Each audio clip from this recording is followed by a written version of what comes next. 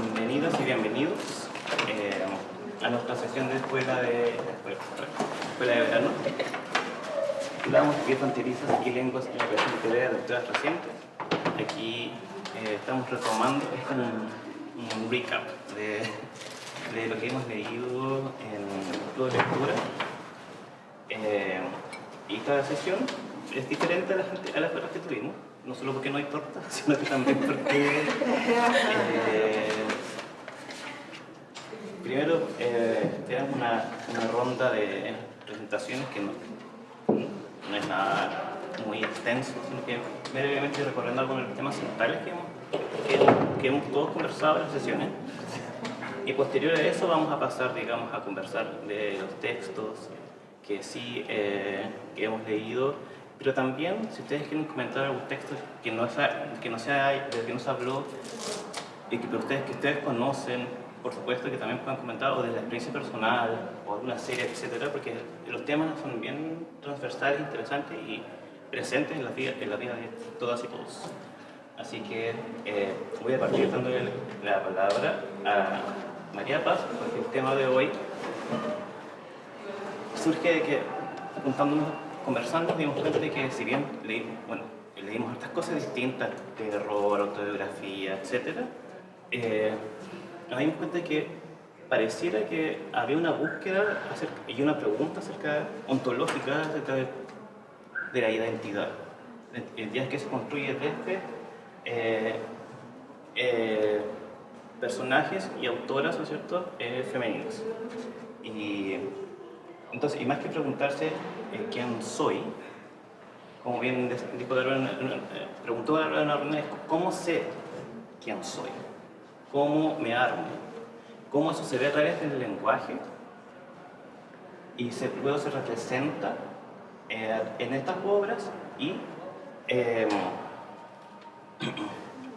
cómo eso se ha problematizado desde estos puntos de vista. O sea, ahora sí, la palabra María Paz, que nos va a hablar de Deborah Feldman. Vamos a recorrer estas autoras, ¿ya? Que habitan espacios intermedios, y María Paz nos va a hablar de Deborah Feldman, que está entre Estados Unidos y Alemania, pero es de un lugar bien particular y de una situación bien especial. Luego pasamos a Lorenzo Altúa, México, Estados Unidos, Maryse Condé, técnicamente, ¿no es cierto?, francesa, pero es de Guadalupe. Y tiene una cuestión bien clara acerca de lo que es ser una mujer negra del Caribe. Emine Sergio Stamar, lo puede decir, entre Alemania y Turquía, Marianne Satrapi, entre Irán y Francia, y Keum-Suk Kendrick-Kim, que nos va a hablar desde Corea, pero que curiosamente escribe en francés también. O sea, muchas obras están publicadas primero en francés y no en coreano. Entonces, desde la pregunta ¿cómo representan las autoras sus procesos de construcción de identidad? María Paz. Ahora sí.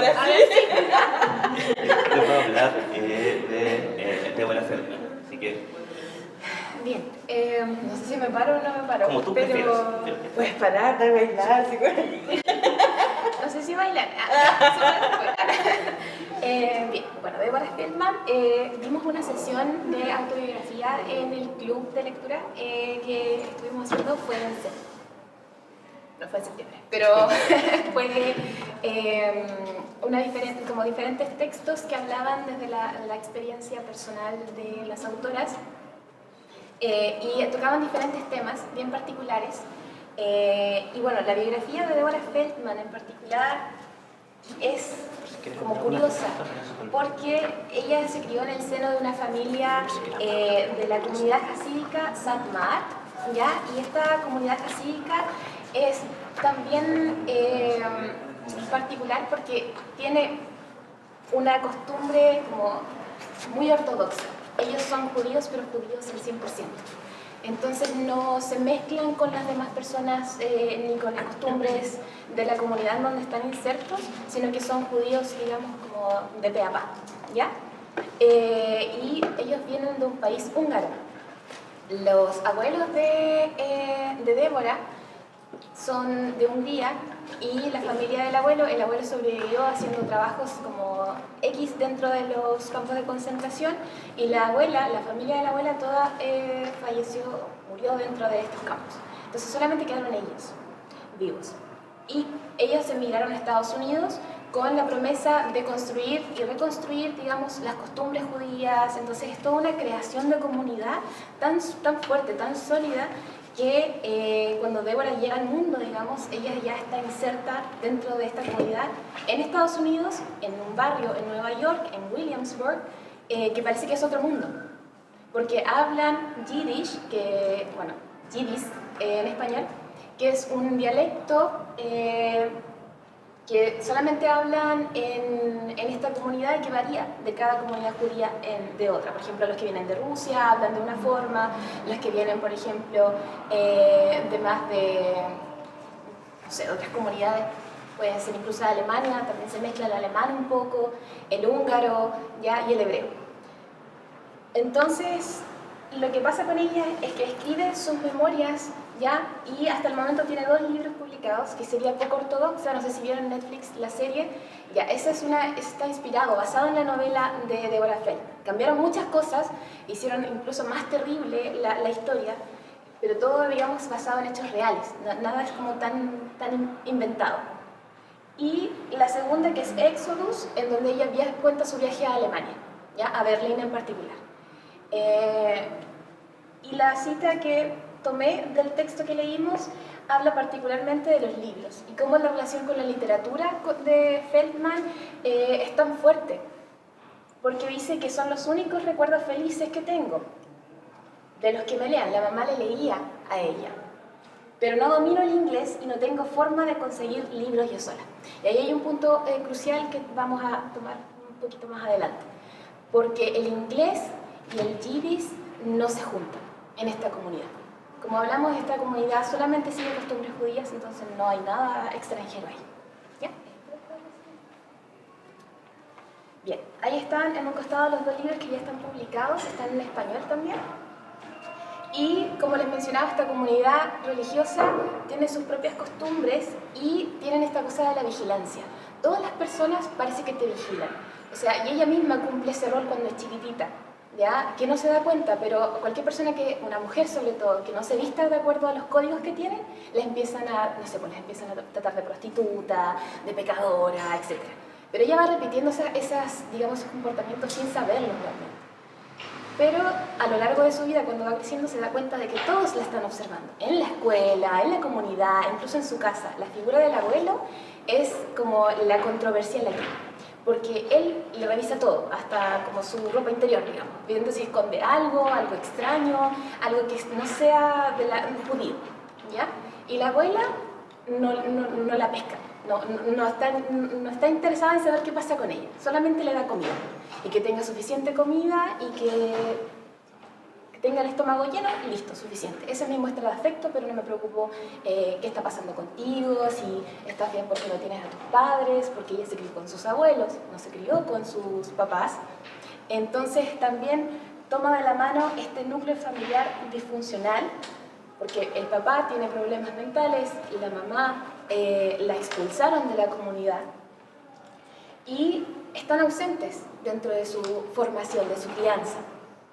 Y en la vida escolar tiene estas normas sociales y estas normas religiosas tan estrictas que van a ir en contra y están en constante conflicto con su propia búsqueda de su personalidad, de su identidad. Porque ella, a pesar de que quiere ser una niña buena, como le dice su abuelo que sea, quiere leer y quiere aprender. Y empieza a leer a Roald Dahl en inglés. Se escapa a la biblioteca y empieza a leer. Y esconde los libros debajo del colchón. Entonces ahí empieza esta culpabilidad que la va arrastrando al límite de ¿soy realmente judía? ¿Pertenezco realmente a esta comunidad? Y esas restricciones también pasan al aprendizaje. Las compañeras de ella no sabían inglés. Ella era la que mejor dominaba el inglés porque leía a escondidas, ¿ya?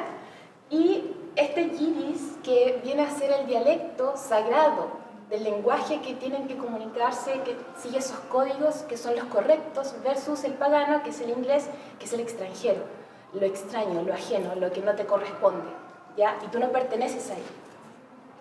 Y estas fronteras lingüísticas también van a expresarse en estas transgresiones que va a cometer Débora a lo largo de su vida.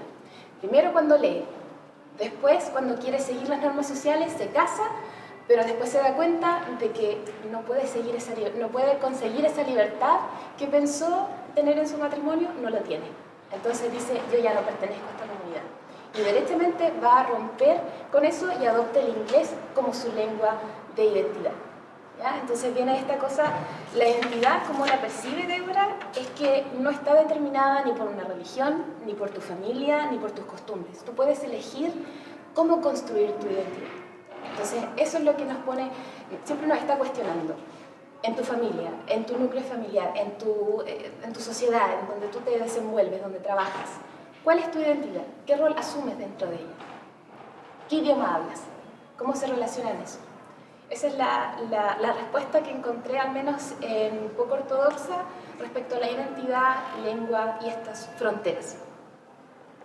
Muchas gracias, María Paz. Es bien interesante lo que mencionas en cuanto a la lengua quizás como un espacio que se habita, pero también como una forma de subversión y también de someter al otro. Y dentro de eso, como el apropiarse de la lengua o de las lenguas permite efectivamente o otorga una fuente de poder identitario y el poder de tomar ciertas decisiones acerca de uno mismo, de quién soy. Y muy conectado con eso, ahora la profesora Susan Foot nos va a conversar acerca de Gruel Saltúa y la frontera. Gracias. Hola, buenas tardes.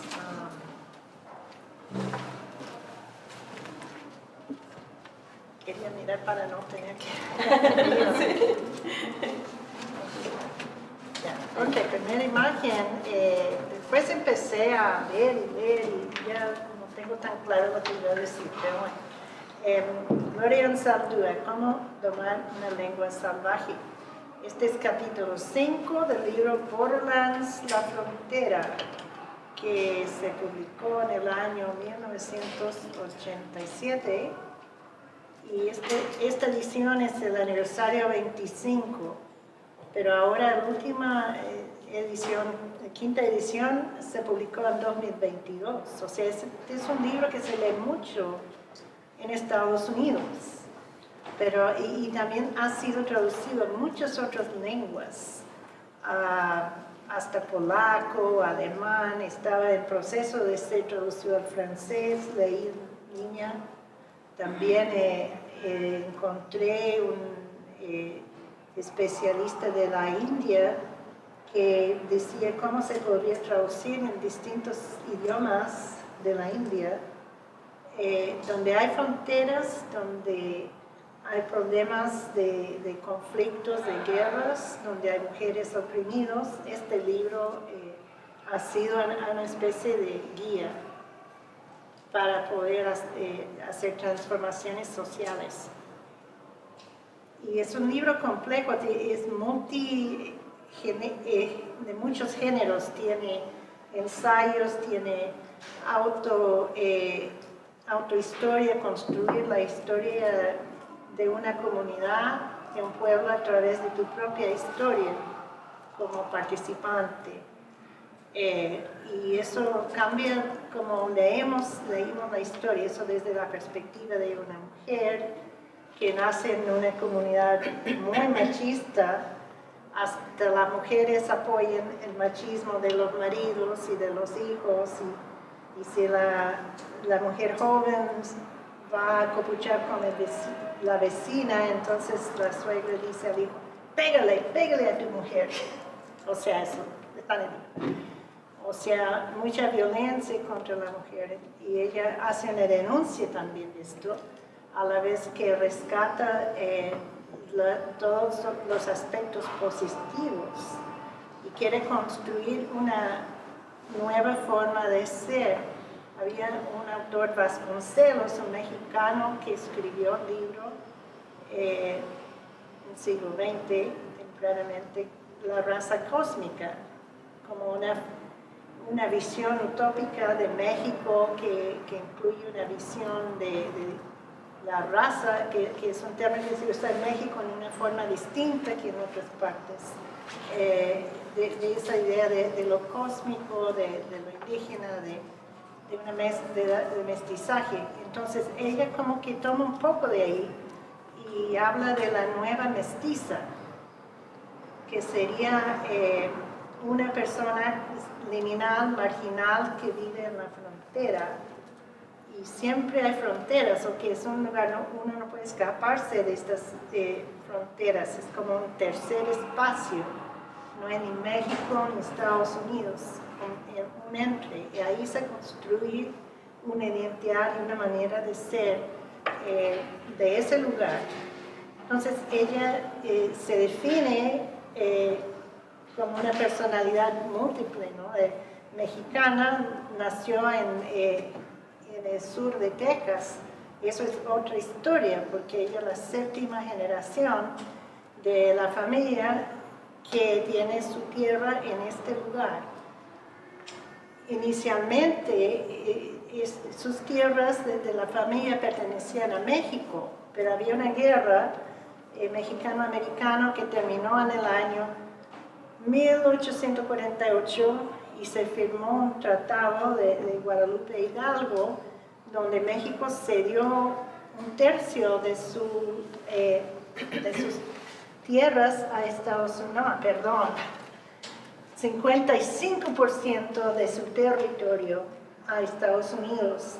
Y ahora ese territorio que era de México conforma los estados de California, Nevada, Utah, México y la mayor parte de Arizona y Colorado, junto con trozos de Oklahoma, Kansas y Wyoming.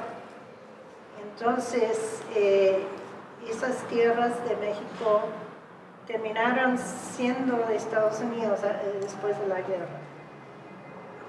Y entonces había una especie de corrida de cerco, corrida de frontera, y lo que era México ya es Estados Unidos, y ella nació en esa parte, y después de 7 generaciones sigue siendo un lugar muy influido, muy fronterizo. Entonces ella se considera mexicana, Tex-Mex rural, también chicana, que es a partir del movimiento de los años 60, un movimiento urbano, especialmente en California, donde ese término chicano era derogativo, pero cuando se conforma ese movimiento de reivindicación de la entidad, se da un giro y se convierte en orgullo. Sí, soy chicana, soy chicano.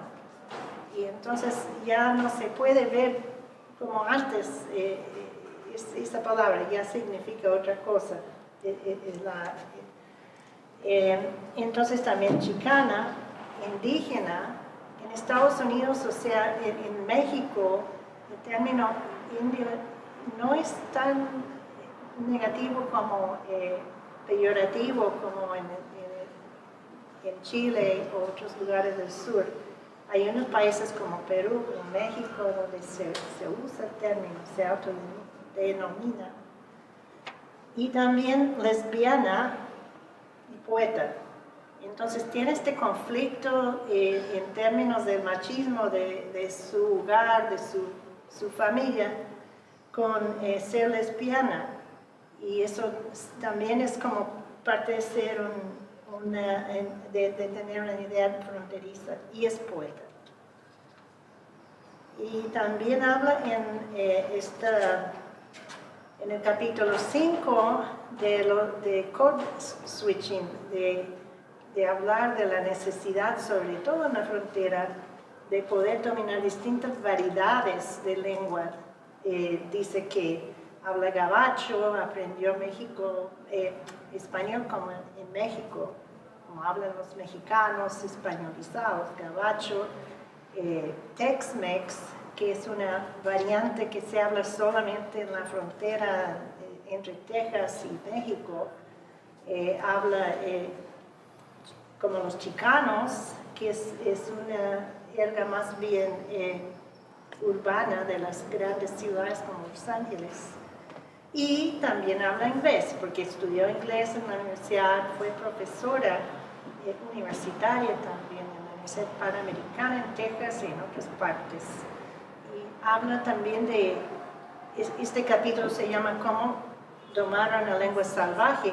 En la universidad hicieron a los estudiantes chicanos o estudiantes con acentos tomar un curso para que perdiera su acento.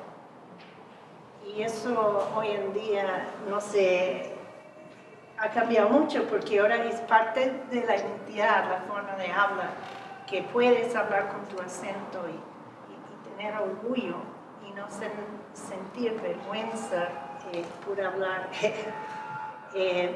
no como la mayoría quizás, ¿no? Y eso se ve fuerte en Estados Unidos y en otras partes del mundo también. Y este libro sobre la parte sobre la frontera, fronteras y la teoría de la frontera del tercer espacio, también había un hombre de India, Homi Bhabha, que hablaba de eso, de las culturas del tercer espacio, esa construcción diferente de la identidad. Me perdí.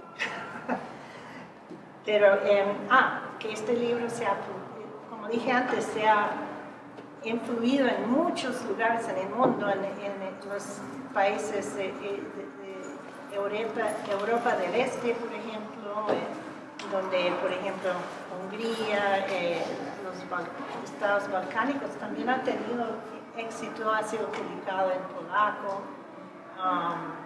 bueno, lo que dije en la India, en Francia, Alemania, quizás en griego, no reconocía el grafemario cuando estaba buscando esto. Bueno, entonces, y dime cuándo... Sí, que compartieras con nosotros la cita que seleccionaste. Ya, eso. Para luego la quería Isabel.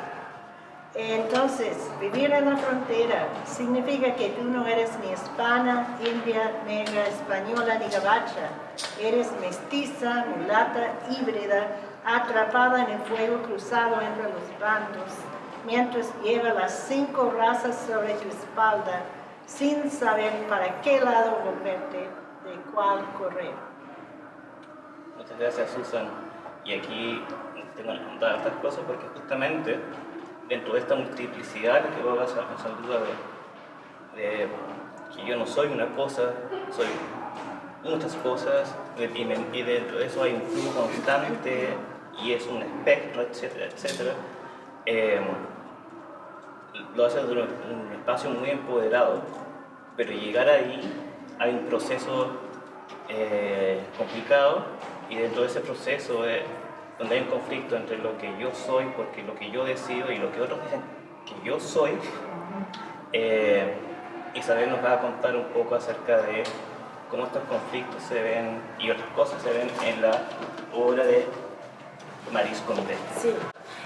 Yo no voy a rapear mi intervención, aunque el ambiente está como...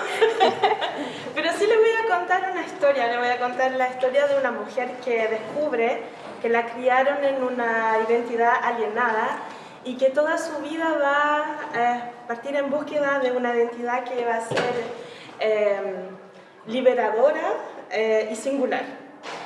Maryse Condé nació en la isla de Guadalupe, que está en el Caribe, en las Antillas, que bueno, es una colonia francesa, que en 1946, cuando Maryse Condé tiene 9 años, se convierte en lo que se llama département, un departamento ultramarino francés.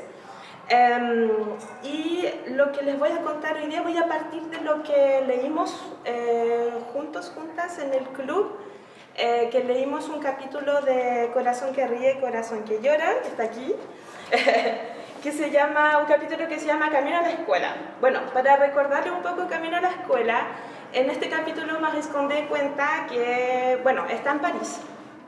Su papá van a menudo a París y ella sigue unas clases en un liceo que es bastante prestigioso que se llama Lycée Fenelon. Y lo que cuenta en este capítulo es un doble descubrimiento, un descubrimiento, vamos a llamarlo exterior, y otro más interior. El primer descubrimiento tiene que ver con el descubrimiento de su piel negra, y para eso les voy a leer un extracto. París para mí era una ciudad sin sol, una celda de áridas piedras, un ir y venir en metros y autobuses donde los desconocidos comentaban sin disimulo: pues no es fea la negrita. No era la palabra negrita lo que me hacía daño. En aquel tiempo era normal. Era el tono. Sorpresa. Yo constituía una sorpresa, la excepción a una raza que los blancos se empecinaban en considerar repulsiva y bárbara. Bueno, lo que describe Maryse Condé aquí, este descubrimiento, es lo que también Frantz Fanon comenta en Piel Negra, Máscara Blanca, donde Fanon nos explica que el negro es, de cierto modo, fijado, y es la palabra que usa, fijado por la mirada de los blancos. Aquí obviamente lo que dice Fanon resuena mucho con lo que decía Sartre, ¿eh? L'enfer c'est les autres, y justamente Fanon retoma lo que escribió Sartre sobre los judíos y lo transfiere a la situación de los negros. Y Fanon escribe: el judío deja de ser amado a partir del momento en el que se le reconoce, pero conmigo todo adopta un nuevo rostro. Estoy sobredeterminado desde el exterior. No se me da ninguna oportunidad. No soy el esclavo de la idea que los otros tienen de mí, sino de mi apariencia. Y este es el primer descubrimiento de Maryse Condé, es que ella es esclava de su piel negra y también de todos los prejuicios que los blancos tienen sobre la piel negra. El segundo descubrimiento es un descubrimiento que tiene que ver con la historia de su isla, con la historia de la esclavitud. Efectivamente, cuando ella está en el Lycée Fénelon, su profesora le pide que haga una presentación, una tarea, la presentación de un libro de su país, entre comillas. Y el hermano mayor de Maryse Condé le aconseja, su hermano mayor se llama Sandrino, o sea, él quiere que lo llamen Sandrino, le aconseja un relato autobiográfico de Joseph Zobel, que viene de la Martinica, que se llama en español Calle Cabañas Negras. En esta historia, bueno, este libro cuenta la historia de un niño que se llama José, que vive y trabaja en los campos de caña de azúcar, es criado por su abuela, que también trabaja allí, pero su abuela no quiere que él siga trabajando en los campos, quiere que vaya a la escuela y que se libere a través de la educación, ¿no es cierto?, de la escuela. Entonces, Maryse Condé, cuando lee este libro, se da cuenta que la historia es como el reflejo invertido de lo que ella ha siempre vivido. Ella escribe: en realidad, toda aquella historia me resultaba perfectamente exótica, surrealista. De golpe me cayeron encima los fardos de la esclavitud, la trata, la opresión colonial, la explotación del hombre a manos del hombre, los prejuicios racistas de los que nadie, menos Sandrino, en contadas ocasiones me hablaba jamás. Maryse Condé también cuenta que a partir de esa lectura nació en ella una cierta conciencia social, política, y también una rebeldía hacia la educación que ella recibió. Y ahora justamente les quiero contar de qué se trata esta educación. Les voy a hablar un poquito de su familia. Bueno, los papás de Maryse Condé, bueno, ella evidentemente creció con una situación burguesa, era una familia burguesa, pero sus papás tuvieron una infancia muy difícil, pero tuvieron la suerte en algún momento de tener acceso a la educación. Y es así como su mamá se convirtió en una de las primeras profesoras negras de su generación, y su papá logró crear un emprendimiento, él creó como un banco local.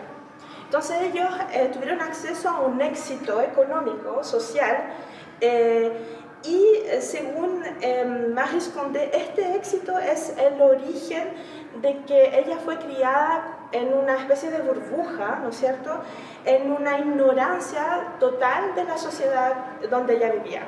Ella escribe: con la altivez que otorga el éxito, consideraba que nada estaba a su altura y nos criaron, a mis 7 hermanos y hermanas y a mí, en la arrogancia y en la ignorancia respecto a la sociedad que nos rodeaba. Y aquí estoy citando otro escrito autobiográfico de Maryse Condé que se llama La vida sin maquillaje. Voy a hablar mucho de este libro. Y efectivamente Marie Condé cuenta aquí que no conoce nada de las tradiciones de su isla, de los bailes, de la música, le carga la comida local y no habla creol, o sea que su lengua siempre fue, ¿no es cierto?, el francés. Marie Condé dice que esta actitud de su papá, esta manera de criarlos, viene de que sus papás se creían como superiores y ellos se autodenominaban grand negres, como super negros. Y pensaban que tenían la misión de servir de ejemplo a toda la raza. Eso es lo que escribe ella. Se creían más brillantes, más inteligentes, incluso su mamá decía que ella tenía mejores modales que los franceses. Eso lo escribe aquí en Corazón. O sea, más franceses que los franceses. Según Frantz Fanon, esa actitud tiene que ver con el hecho que aquí esta burguesía quiere escapar de su historia. Frantz Fanon escribe: el colonizado habrá escapado de su sabana en la medida en que haya hecho suyos los valores culturales de la metrópoli. Y esto tiene que ver también con el manejo del francés, o sea, el que más maneja el francés más se acerca de estos valores. Lo que describe aquí Marie Condé, y que ella lo ve como digamos, un complejo de superioridad, Fanon dice que al contrario, es un complejo de inferioridad, porque el negro no tiene otra salida para progresar que parecerse al blanco. Fanon escribe: como el negro pertenece a una raza inferior, entre comillas, trata de parecerse a la raza superior. Este fenómeno se llama alienación, que es una manera de desprenderse de su propia historia, de su propia raza. Y es el término que Sandrino, el hermano mayor de Marie Condé, usa para calificar a su papá. Marie Condé escribe en Corazón: una persona alienada es una persona que trata de ser lo que no es porque no le gusta ser lo que es. Entonces Marie Condé se va a preguntar: ¿cómo escapar de esta alienación? ¿Cómo empezar a liberarse? ¿Cómo empezar a asumirse? Y ella va a hacer un retorno a su continente natal, va a ir a África. Y eso es lo que cuenta en La vida sin maquillaje. Para mí, África no representaba un cambio de aires ni un paréntesis en mi existencia. Aquel continente conformaba el cuadrilátero en el que me debatía desde hace años. Y ella efectivamente va a estar en Guinea, en Ghana, en Costa de Marfil, en Senegal. Y ella ahí va a hacer otro descubrimiento. Por ejemplo, el descubrimiento de la pobreza. Eso ella quedó súper choqueada cuando vio la pobreza en los primeros días en África, porque ella siempre vivió en un mundo privilegiado y lo confiesa. De ahí también en La vida sin maquillaje lo que vemos también es como ella va a construir su identidad política, o sea, cómo ella va a vivir también en un momento donde pasaban muchas cosas políticamente, y cómo ella también se va a oponer en Guinea a la dictadura de Touré. Otro elemento que ella descubre es la dificultad de comunicación con los africanos. Bueno, ella tiene un poco la culpa porque en Guinea no quiere aprender ni el malenqué ni el fula, o sea que son como las lenguas de ahí. Se niega un poco, le dice, tiene que integrarte, y ella no quiere cambiarse, o sea, peinarse con trenzas, ni vestirse con paño, o sea que hay mucha resistencia de su parte. Pero ella se da cuenta que sí, que si uno quiere comunicar con los africanos tiene que aprender los idiomas. Y ella también se da cuenta de otra cosa, la situación lingüística de África, que la situación lingüística de África es más complicada que la dicotomía simple que uno hace siempre entre las lenguas maternas y las lenguas coloniales, o sea, de la colonización. Otro elemento también que ella descubre, que se ve que ahí es un punto complicado, son las relaciones entre los negros de las Antillas y los negros de África. ¿Por qué? Porque aquí hay mucho resentimiento, hay culpabilidad, hay muchas cosas que no se dicen, y también hay una especie de arrogancia de los negros de las Antillas hacia los negros de África. El fenómeno que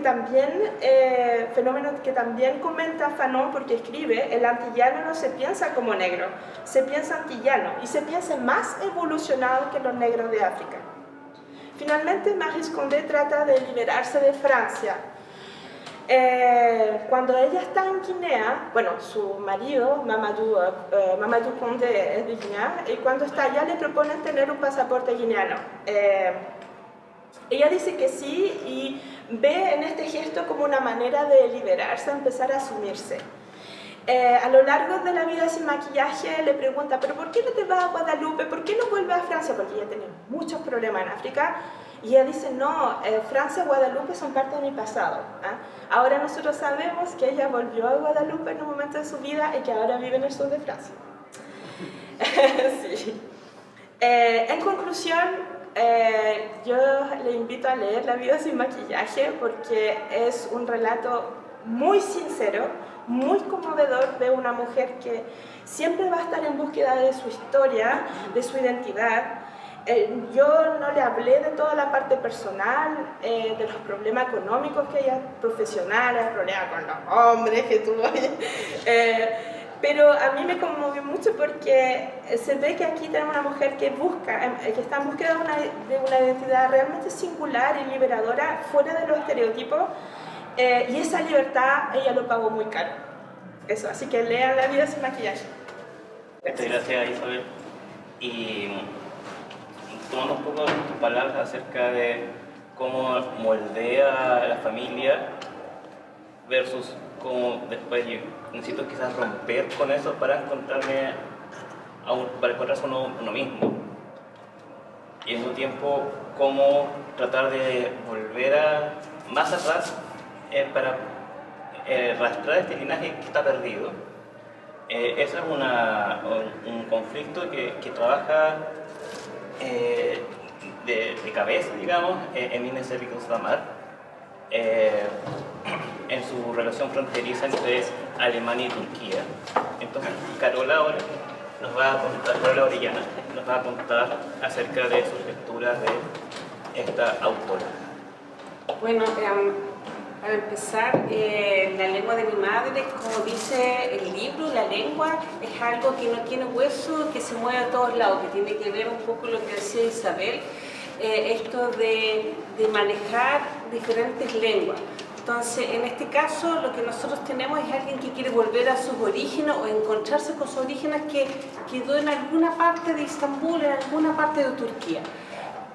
Sin embargo, el libro se centra, o el cuento mejor dicho, o la historia de la lengua de mi madre, se centra más bien en este contexto, primero que nada, político, que es el contexto de los años 70, el contexto de la Guerra Fría. Eso por un lado, porque hay que tenerlo súper claro para poder entender un poco las determinaciones que ella misma hace. Ella estudia en Estambul cómo hacen para ser actriz y se enamora de este tipo de teatro que es el teatro de Bertolt Brecht, que es el teatro que en realidad es un teatro marxista.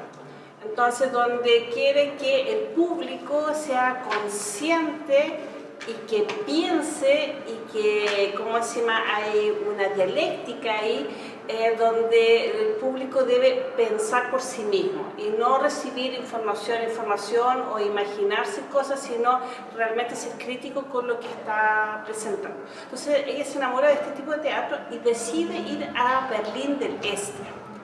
Comprenderán, estamos hablando de Guerra Fría, hay dos Alemanias. Berlín en sí mismo también está dividido en dos partes y decide ir a Berlín del Este a estudiar este tipo de teatro.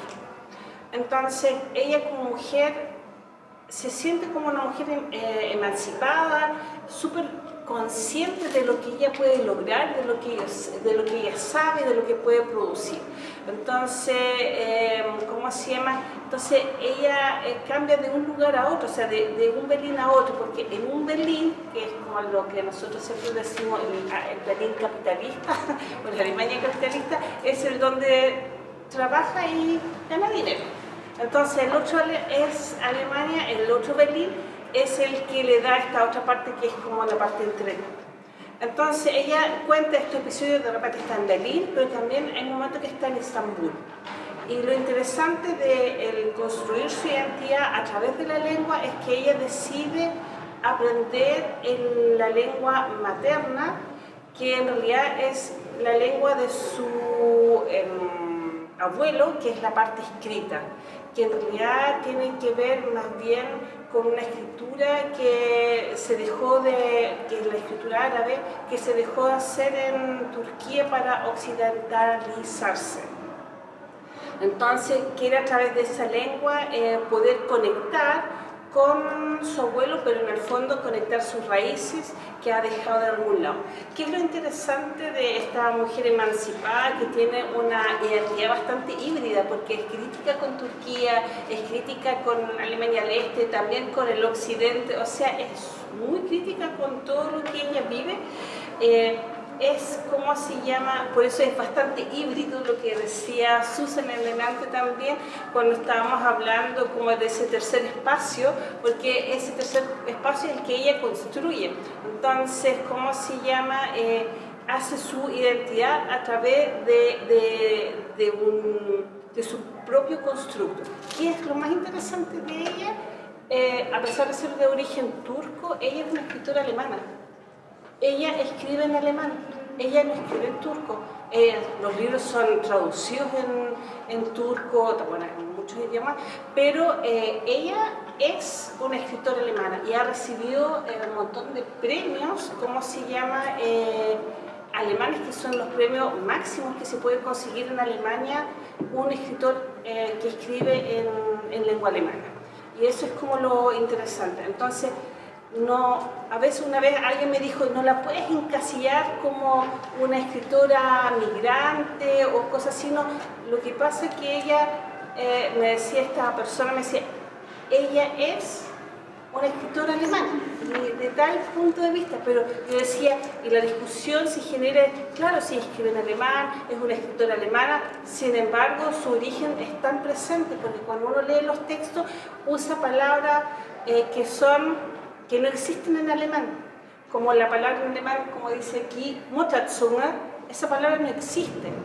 Y la traducción en español dice lengua de mi madre, pero si nosotros traducimos eso, para nosotros es como normal la palabra, porque es lengua materna.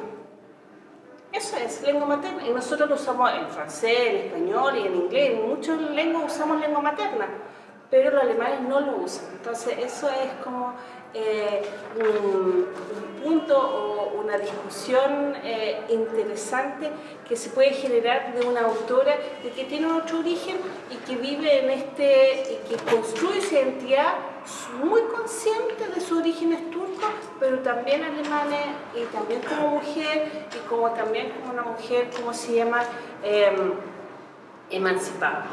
Así que yo creo que es como tiene un corazón, creo yo, como dividido en diferentes espacios, y esa es su escritura. Hay una cita de que quiero compartir. Ah, sí, dice, Estambul tuvo siempre esas luces, tus ojos se han acostumbrado a las luces de Alemania. Es una cita que hace que la mamá, en un diálogo con la mamá, le dice a ella, a Hermine, le dice esa cita porque en el contexto de que veía que todo está oscuro. Y estamos hablando, ¿por qué lo encuentra oscuro? De nuevo un poco el contexto político, es que en ese momento también hay una dictadura en Turquía. Entonces ella ve que es más oscuro, que la situación política era muy conflictiva. Entonces las luces que ella extraña a la vez son las luces un poco de esta libertad que ella puede tener o que tiene en Alemania y que no la tiene en Turquía como mujer. Muchas gracias, Carola. Y colgando un poco de lo que decías acerca de el tema de una mujer que busca, o sea, al cristianismo busca emanciparse, quizás es interesante ver cómo aún en contextos donde aquí la emancipación no es posible, porque la opresión es demasiado fuerte, eso no quita que, en este caso, las mujeres dejen de tener agencia, ¿cierto? La agencia siempre está presente. Entonces Camila Vargas nos va a presentar brevemente, o sea, dos autores partiendo por Mañana para ti, acerca de cómo incluso las mujeres, cuando están en situaciones de opresión en algunos casos extrema, aún así, por supuesto que existen, son y tienen agencia. Gracias, Felipe. Bueno, yo creo que quizás la mayoría conoce a Marlene Satrapi por su libro Persépolis, que está ahí, que es muy famoso y que también se transformó en una película. Este libro está cargado de contrastes porque comienza con su infancia en Irán y luego la compara, por supuesto, con la sociedad europea que la acoge cuando es adulta joven. Además, Persépolis es un libro muy político porque trata de la guerra entre Irán e Irak entre los años 1980 y 1988. Sin embargo, yo les voy a hablar de Bordados, el chiquitito que está al lado, y Bordados no tiene nada de eso, ¿ya? Bordados es una historia que ocurre en una tarde y se organiza en torno al té samovar, que es el té que toman las mujeres en Irán después del almuerzo.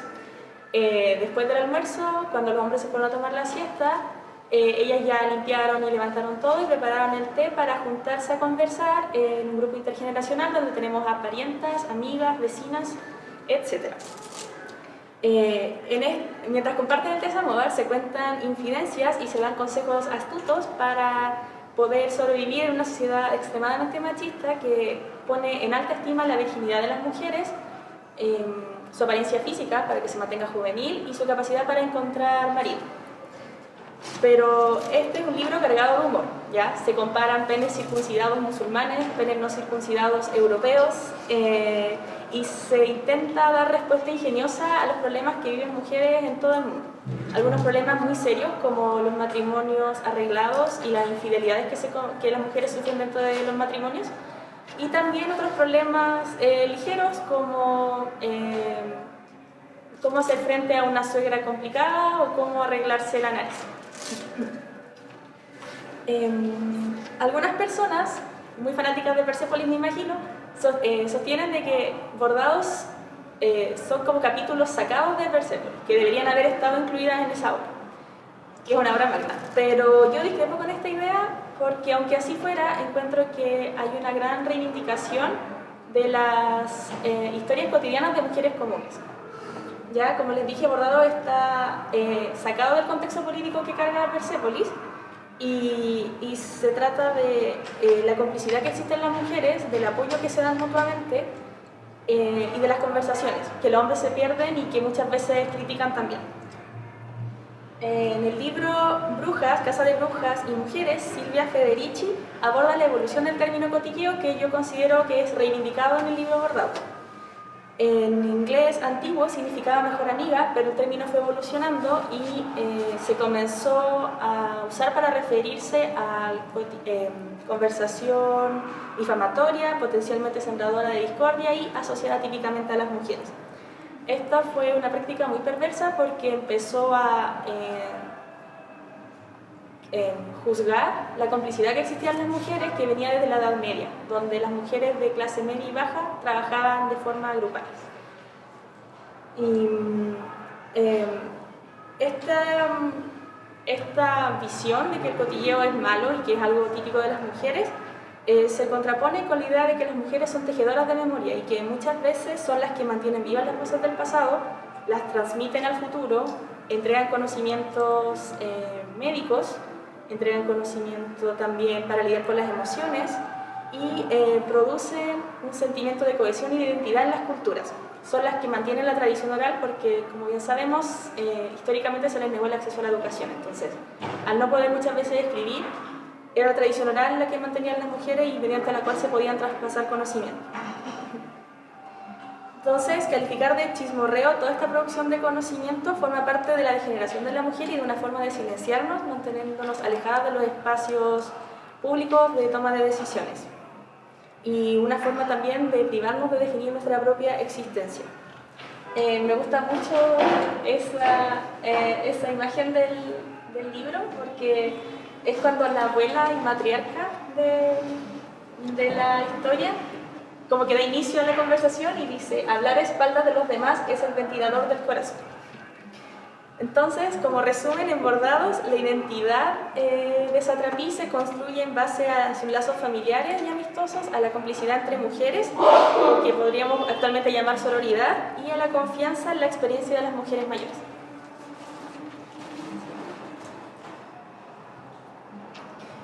Continuando con Asia Oriental y la misoginia que sufren las mujeres, ahora me referiré a un tema muy serio, pero al mismo tiempo al excelente trabajo de recuperación de la memoria que hace Keum-Suk Gendry Kim.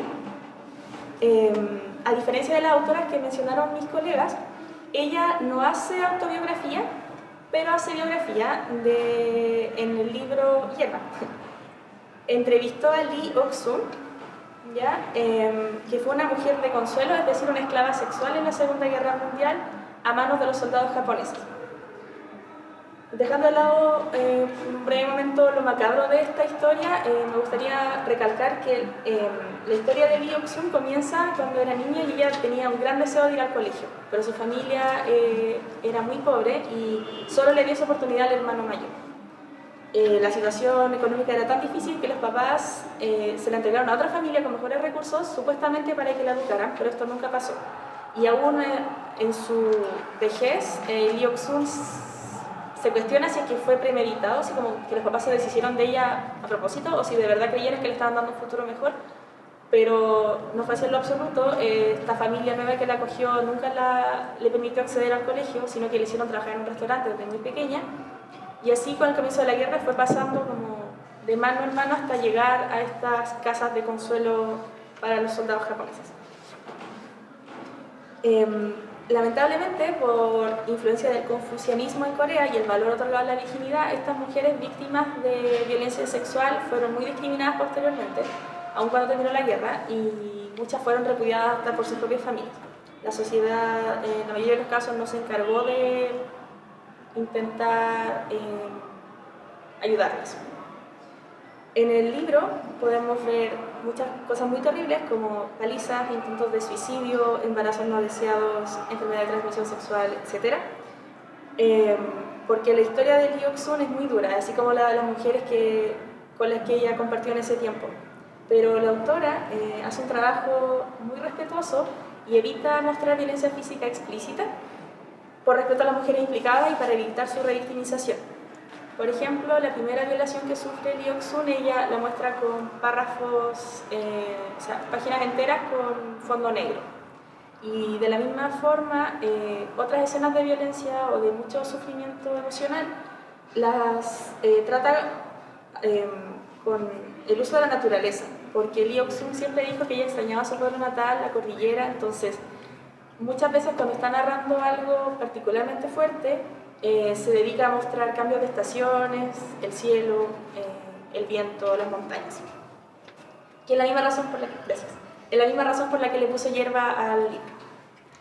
Como bien sabemos, la guerra siempre ha sido provocada por los hombres y se nos da a entender de que ellos son las mayores víctimas porque ellos van a la guerra, pero en el libro La guerra no tiene rostro de mujer, que les recomiendo mucho, la ganadora del Nobel, Svetlana Alexievich, cuenta cómo las mujeres actualmente rusas y ucranianas que se voluntariaron para ir a la guerra sufrieron mucho posterior a eso, pese a haber alcanzado en la guerra como el mismo estatus y las mismas habilidades y cargos que los hombres.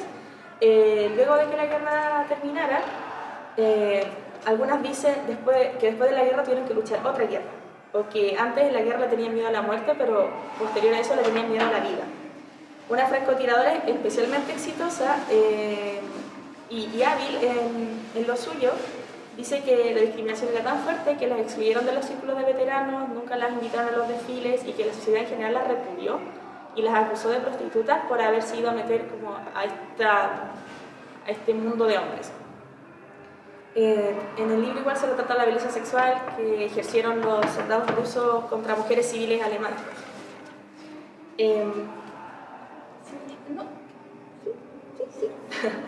En Amnistía Internacional leemos que las sobrevivientes de esclavitud sexual han pedido reparación, pero más de 70 años después aún no hay respuesta de parte del gobierno japonés.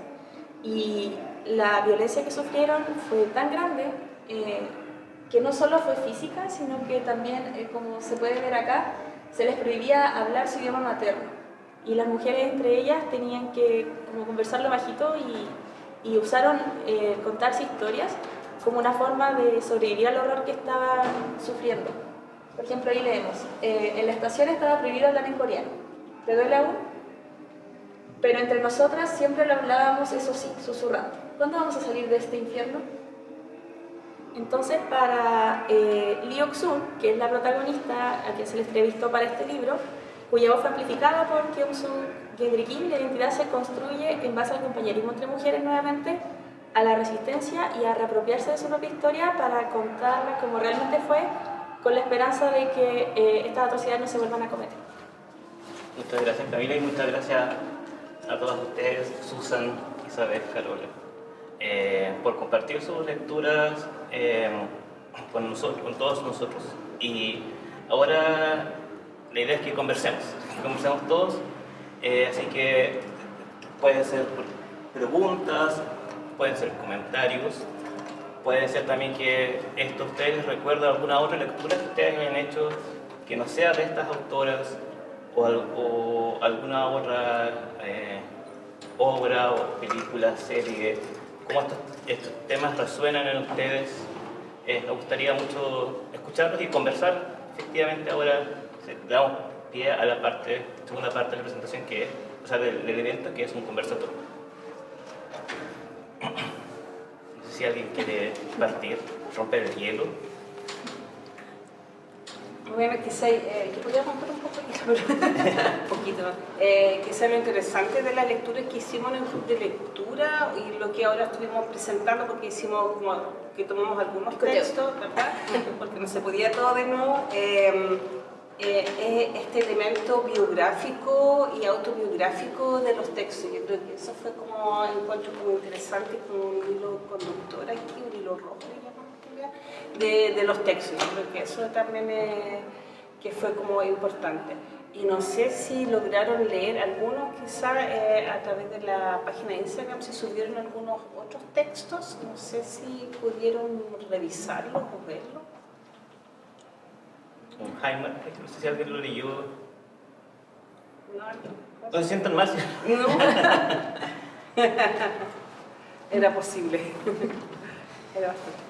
Quizás yo leí justo el tema y me gustó muchísimo, me gustó harto también porque se relaciona muy bien con todo lo que hemos venido conversando en todas las sesiones del club de lectura, que es lo que ustedes estaban compartiendo ahora de la pregunta sobre la propia identidad, ¿no? Como quién soy, que sobre todo parte de la mirada externa, ¿no? Como otras personas nos ven, y ahí ya surgen reflexiones de género, de clase, de raza. Y bueno, ahí empieza como todo un trabajo no siempre grato de mirarse a sí mismo y también mirar cuáles son las historias familiares que recibimos, como aquí pasa en Jaime, de estas circunstancias en las que nacemos, que como sus personajes son las personas que ya no están muchas veces, y toda esta búsqueda se da, o después como que nace esta necesidad de expresarse, ¿cierto? Como de contar cuál fue mi historia, cuál es la historia que yo recibí, qué hago yo con esa historia. Y en ese expresar surge la pregunta, ok, entonces, ¿en qué lengua? Y esa qué lengua en muchos contextos es súper complicada, porque hay diferencias entre una lengua que es más prestigiosa que otra, que hablar una lengua te define como a qué tradición perteneces, cómo tú te sientes con esa tradición, quieres volver ahí, quizás no. Y de las autoras que hemos revisado, a mí me gusta mucho Maryse Condé, quizás porque también, y de Gloria Saldúa, porque tocan como fibras en las que yo me puedo identificar con mayor facilidad, y que en realidad es una historia personal, pero que también es colectiva, como de que muchas personas también lo vivieron, que es la experiencia de los descendientes de indígenas que emigraron a la ciudad. Porque esa generación que llegó a la ciudad en algún momento dejó de hablar, en mi caso por ejemplo, el aymara. Entonces, la gente que nació en ciudad y que llega a este tipo de preguntas, muchas veces a través de estas lecturas, así como, ok, entonces esta es mi tradición, me voy a expresar, y me expreso en qué lengua, en aymara, pero no tengo esa lengua. Entonces, ¿qué hago yo ante esta pregunta? Bueno, las respuestas son muchas, pero lo que me gusta de todo esto es la pregunta, más que nada. ¿Qué hacemos con esto? ¿Dónde estamos? ¿Hacia dónde queremos ir? Así que excelente con todas las lecturas que han compartido hasta ahora. Y les quería preguntar cuáles fueron como esas experiencias personales que ustedes quizás revivieron con estas lecturas que hemos tocado, sobre todo en el tema de la lengua, a propósito de que hay muchas lenguas aquí, ¿cierto? Está el alemán, el francés, el inglés. Entonces, ¿cómo ustedes viven personalmente estas historias a las que hemos estado en contacto en todos estos meses? Bueno, desde la perspectiva como personal, diría yo, y que tiene que ver también con el último libro, con Heimat, que ya mencionaste, porque en realidad en Heimat, por ejemplo, es un árbol familiar. Entonces, para mí el tema de la lengua y que tiene que ver también con identidad, tiene que ver un poco con la historia familiar que uno mismo puede reconstruir muchas veces. En mi caso personal, ¿verdad?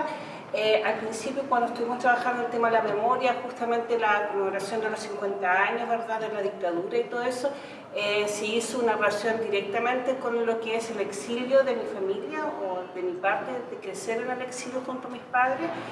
Y igual que Isabel hicimos como la misma conexión, o sea, fue para nosotros súper importante empezar a trabajar ese tema y también poder compartirlo, porque hay poca instancia donde uno puede compartir estos aspectos personales, digamos, a través también de la lectura, y yo creo que eso fue como una instancia súper importante, y creo que si uno no reconstruye su propia historia familiar, es poco lo que uno puede seguir contando. En el caso mío, yo tengo 2 hijos, por lo tanto se quedarían sin memoria, o sea, no sabrían qué es el exilio, qué fue, qué situación política se vivió. Tengo una hija bien política, muy empoderada, y ¿cómo se llama? Pero es a través de lo que uno también le va contando. Si yo a mi hijo menor no le cuento nada, no se va a quedar con ninguna historia. Sí, a mí me gustó mucho un libro que me prestaste, Mila, que fue el librito chiquitito.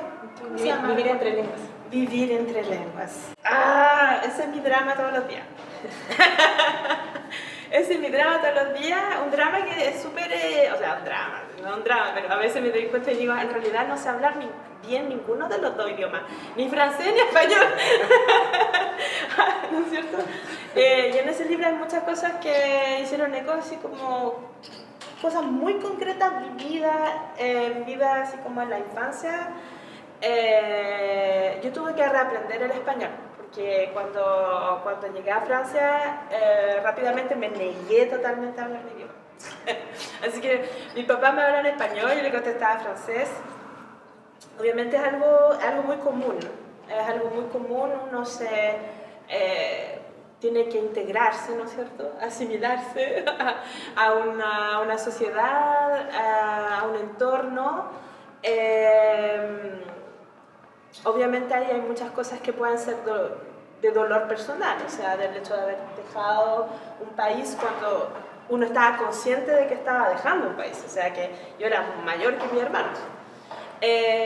Entonces sí, ahí hay varios textos que sonaron con cosas como cosas muy personales, que tienen que ver con el vivir entre 2 culturas, vivir entre 2 idiomas, o sea, mínimo 2 idiomas, porque después se iban agregando otras cosas. Vivir entre 2 países, vivir entre dos historias, y nosotros lo comentábamos, o sea, cuando preparamos los clubes hablamos mucho, y yo le comentaba a Carola preguntándole si le pasaba lo mismo. A mí siempre me preguntan si prefiero Francia o Chile. Me carga esa pregunta. Me carga, pero me carga porque no es porque sea necesariamente una pregunta tonta, es porque me cuesta mucho contestar. Es como imposible, es como muy, muy terrible. Supongo que si vivo aquí es porque prefiero Chile. Sí. Pero no, eso sí, obviamente que estos textos, hay un hilo conductor, y finalmente fue como poco a poco se fue construyendo como todo un sentido muy, o sea, como todo entraba en red, en conexión, en eco, pero fue como algo muy inconsciente, así yo diría. Sí, muy providencial.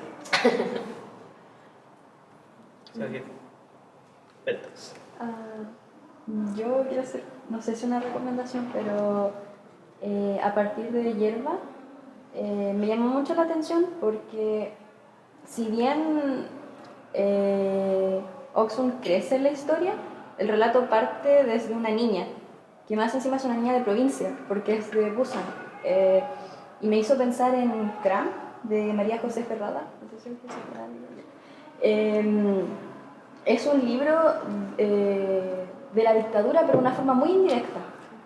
Y a mí me gustó mucho porque a mí el libro que me hicieron leer acá fue Mala Onda, que yo no resoné nada con ese libro.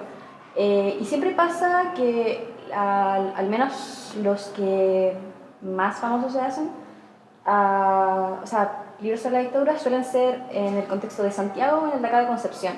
Y es muy raro que haya un relato de una mujer, en este caso una niña, y más encima muy apartada de las grandes ciudades. Entonces, eso, que sí no lo leí para que lo lean, porque eso me llamó la atención de Hierba, el inicio, porque yo conocía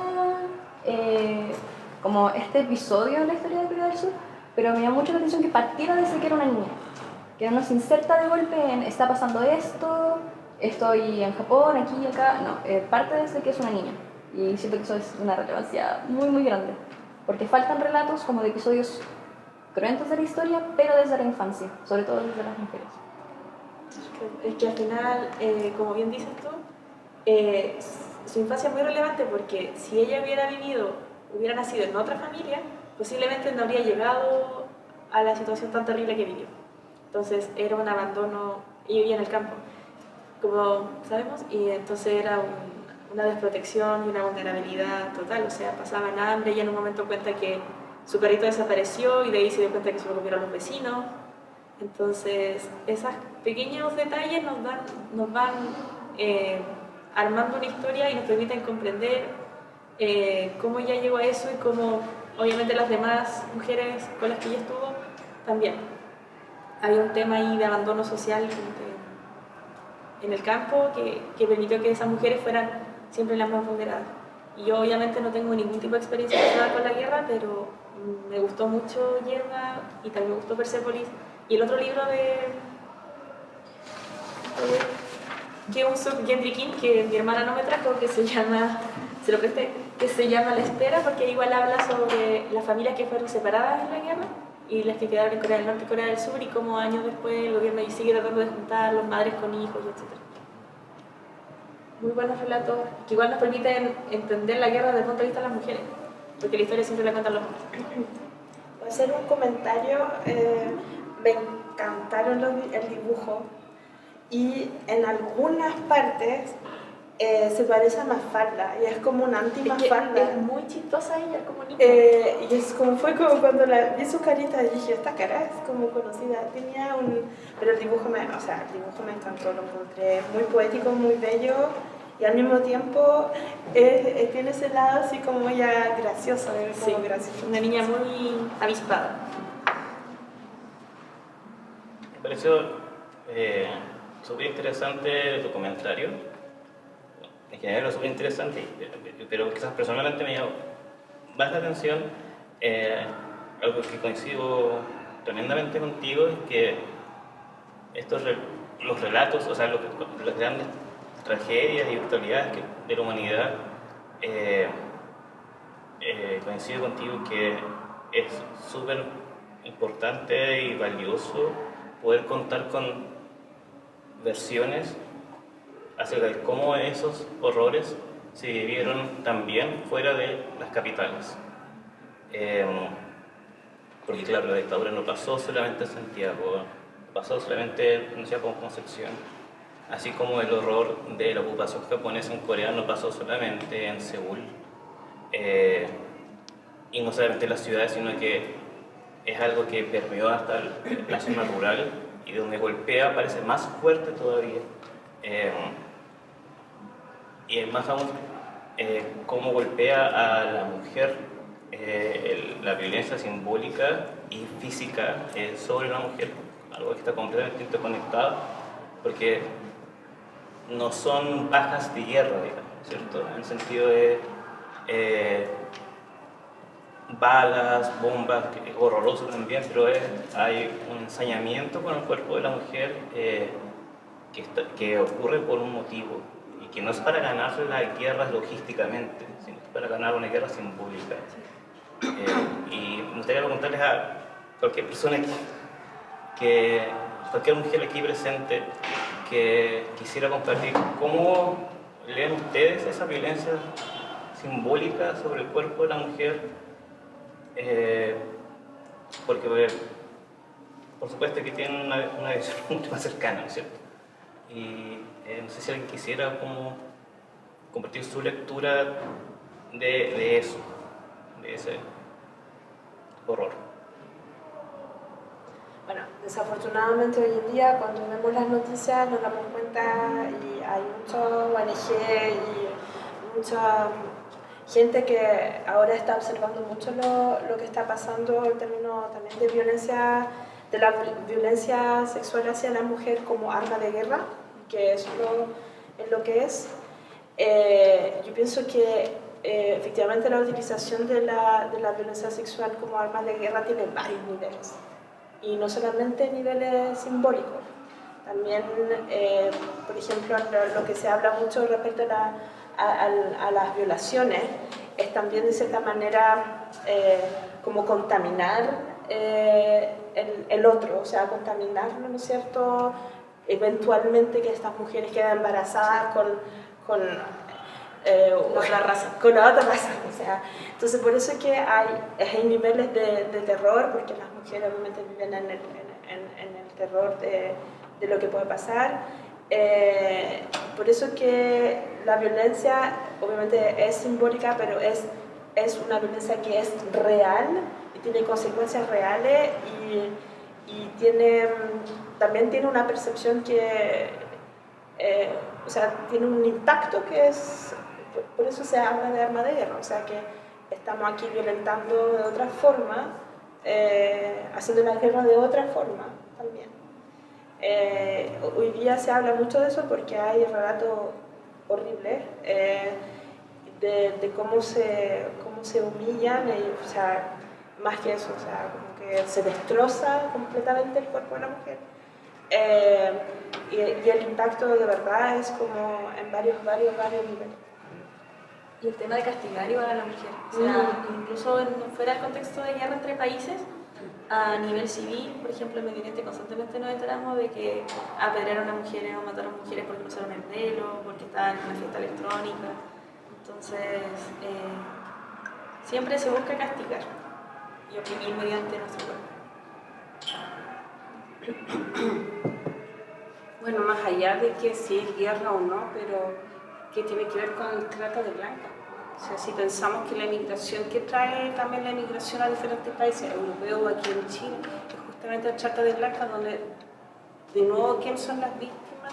Son las mujeres que traen para ser prostituidas y quizás las traen, algunas quizás ingenuamente, porque creen que van a tener oportunidades y después se ven acorraladas porque les quitan el pasaporte, el carnet y todo.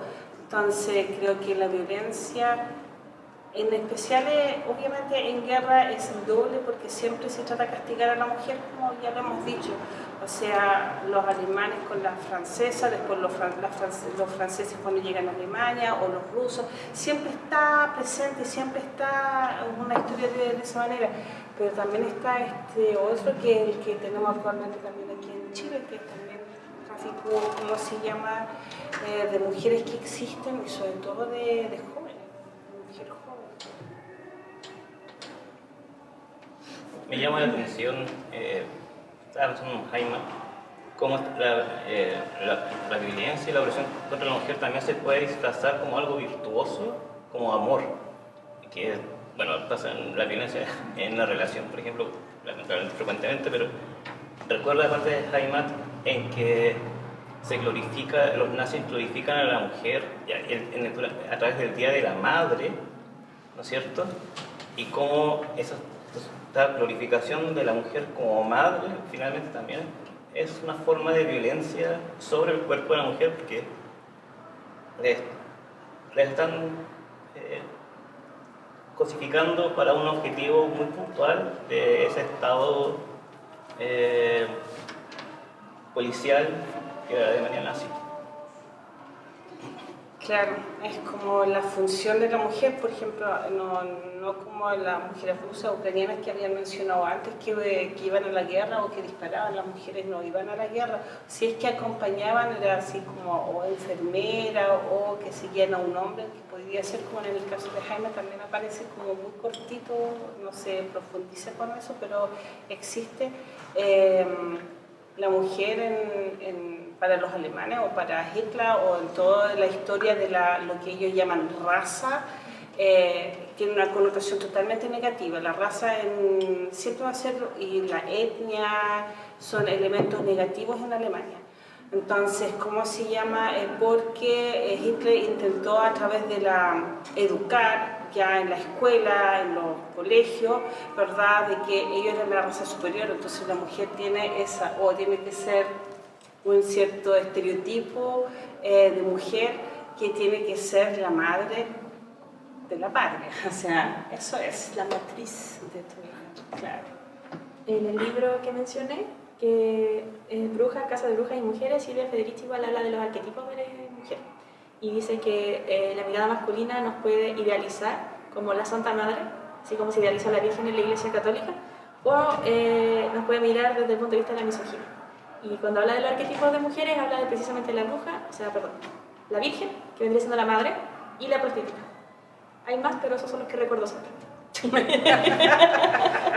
dentro de eso, quiero hacer una pregunta a Susan, que es más versada y no Saldúa, porque Saldúa hace algo interesante con la figura de la Virgen. Se apropia de la figura de la Virgen de Guadalupe. Bueno, primero dice que en la sociedad tradicional hay tres cosas que puede ser una mujer. Primero, monja, en la iglesia, madre o prostituta. Y entonces, en la época en que ella se criaba, no había otra opción, ni siquiera la educación. Ella fue la primera en su familia de salir de ahí, de su casa y educarse. Pero, claro, y también habla, él hace una investigación y rescata unos dioses pre-aztecas, de los Toltec, por ejemplo, que los tengo por ahí. Entonces, eran sociedades mucho más matrísticas antes de los aztecas, que eran muy guerreros. Y entonces tomaron esas diosas y se apropiaron de ellas y se resignificaron en tiempos de azteca, y eso otra resignificación por los españoles en la conquista, como la Virgen de Guadalupe, Coatlicue, que era la diosa serpiente, bueno, la madre, pero era como era muy poderosa, y la fertilidad. Entonces la convierten en la Virgen de Guadalupe, que era más pasiva, que bueno, aguanta mujeres, yo soy la madre, quiero mis hijos. Y una voz pasiva, una persona más pasiva, y que es muy diferente del modelo de Coatlicue. Y también en el Malinche, que era la Tontzin, creo, y que también se basaba en una diosa preazteca, y que la conviertan en la traidora, en la puta, y también la tercera, que se convirtió en la Llorona, de sufrimiento. Entonces eran tres modelos de la mujer que se colapsaban en esa dicotomía o binarismo entre la mujer buena, la sufrida, la madre, la que aguantaba todo, y la puta, la mala mujer, la traidora. Y esos eran los modelos de mujeres. Entonces, porque ella habla mucho de eso. Es curioso porque voy a leer como 4 líneas de un poema. Si vivir en la frontera significa saber que la India en ti, que sería la Malinche, la figura de la mujer india que se ve como puta, traicionada por 500 años, ya no te está hablando. Que las mexicanas te llaman brajetas, que negar al anglo dentro tuyo es tan malo como haber negado a la India o a la negra. Entonces habla de todos estos símbolos y cómo se han resignificado a través del tiempo. Eso es lo que ella intenta hacer, proponiendo ese nuevo modelo de la nueva mestiza en un lugar liminal, fronterizo, y una especie de autohistoria, o de construir una teoría de cómo podría ser una sociedad más equilibrada, donde la mujer no se identificaría con ese rol pasivo del patriarcado. Muchas gracias. Si alguien quiere opinar o hacer alguna pregunta o compartir alguna lectura, otra lectura o alguna recomendación.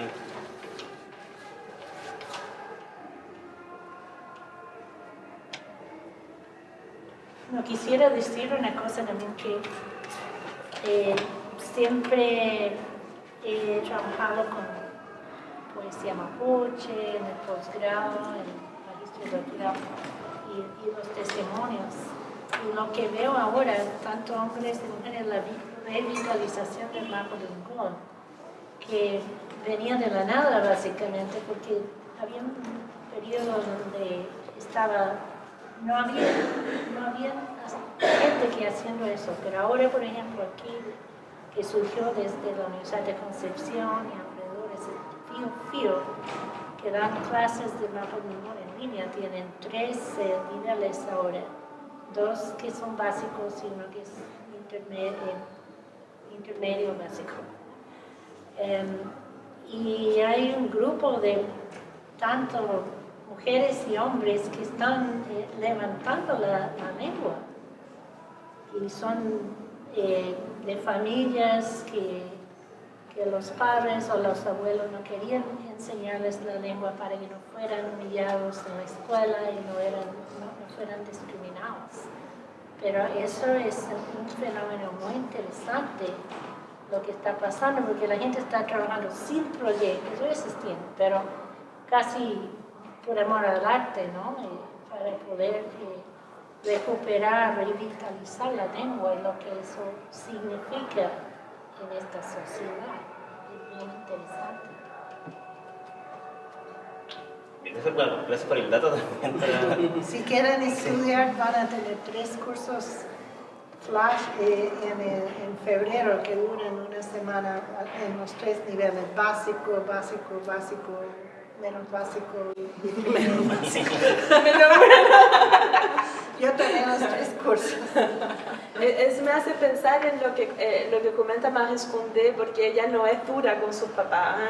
Ella igual entiende, porque ellos la criaron así, y ella dice que efectivamente, tanto con ese nivel de ignorancia o el idioma, ella dice siempre fue para protegernos, de cierta forma. Eso. Fue para protegernos de la discriminación, y finalmente se crió en esa ilusión de que si ellos hacían todo como los francesitos, iban a pasar piola, ¿sí? Por así decirlo. Pero Franz Fanon decía que no iba a pasar. No. Sí, pues eso es lo que explica, y lo que ella descubre también es que el color de la piel no es un barniz invisible, porque ella usa esa expresión. No, o sea que efectivamente en Francia no solamente le dicen, ya, qué linda la negrita, pero a su papá le dicen constantemente, oh, pero que hablan bien francés, y eso los pone así como, pues muy furioso, porque dice, pero ¿qué crees si nosotros somos más franceses que ellos? Y ahí es donde la mamá dice, nosotros tenemos mejores modales, leemos más. Pero todo eso fue para protegerla de muchas cosas, incluso de la historia personal de la familia, que los papás, ellos vivieron cosas difíciles en la infancia. Entonces, igual ella se da cuenta que sí, a veces los papás eligen proteger.